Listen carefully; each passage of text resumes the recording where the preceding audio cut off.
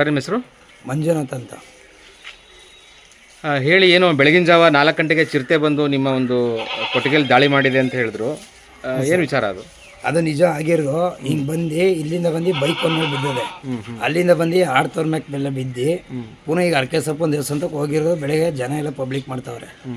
ಇಲ್ಲಿ CC camera ತೆಗಿಸ್ಮ CC camera ಅಂತ dark ಏನು ಬತ್ತಿಲ್ಲ. ಅದು ಬೇಕಾರೆ ಈಗ ಜನ ಎಲ್ಲ ಬೇಕಾರೆ ಹೇಳ್ತೀರಿ, ಇಲ್ಲಿ ಜನ ಮುಟ್ತವ್ರೆ ಗಂಗಾದೇವಿ ತಾವು. ಅದರಿಂದ ಈಗ ಇವರು ಫಾರೆಸ್ಟರ್ ಬಂದು ನಾನು ಏನು ಮಾಡಿದೆ ಅನ್ಕೊ ಹೋಯ್ತವ್ರೆ ಅಷ್ಟೇ ಸರ್.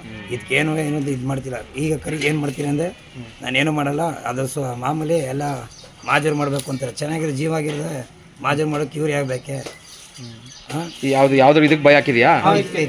ಬಾಯಿ ಹಾಕಿಲ್ಲ, ಮಾಮೂಲಿ ಗಾಬರಿಗೆ ಎಲ್ಲ ಏಟ್ ಮಾಡ್ಕೊ ಹೋಗುತ್ತೆ ಮಾಡಿದೆ.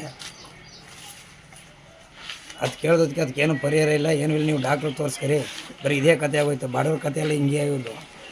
ಇವರು ಏನು ಡ್ಯೂಟಿ ಮಾಡ್ತಾರೋ ಮಾಡೋರು ಅವ್ರಿಗೆ ಗೊತ್ತಿಲ್ಲ. ಕೇಳ್ದೆ ಇಲ್ಲನೇ ಬರೀ ಇದೇ ಕತೆ ಹೊಡಿತಾವ್ರೆ.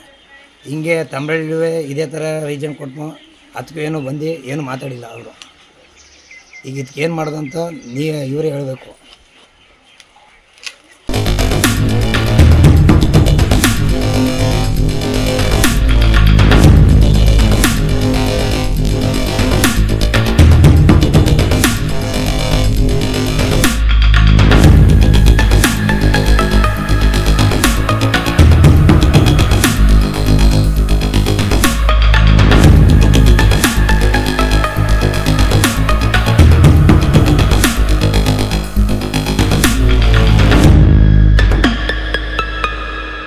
ಸ್ನೇಹಿತರೆ ನಮಸ್ಕಾರ, ನಾನು ನಿಮ್ಮ ಮಳವಳ್ಳಿ ಸೂರಿ ಡೈರಿ ಯೂಟ್ಯೂಬ್ ಚಾನಲ್ಗೆ ನಿಮ್ಮೆಲ್ಲರಿಗೂ ಸ್ವಾಗತ ಸುಸ್ವಾಗತ. ನೋಡಿ, ಇಷ್ಟು ದಿನ ಚಿರತೆ ತಮಿಳಲ್ಲಿ ಕಾಣಿಸ್ಕೊಂತು, ಮರಳಿ ಕಡೆ ಕಾಣಿಸ್ಕೊಂತು, ಮತ್ತು ನಿಡ್ಗಟ್ಟ ಮತ್ತು ಮಾಗ್ನೂರು ಈ ಕಡೆ ಶೆಟ್ಟಳ್ಳಿ ಕಡೆ ಕಾಣಿಸ್ಕೊಳ್ತು ಅಂತ ಮಾತ್ರ ಕೇಳ್ತಿದ್ವು.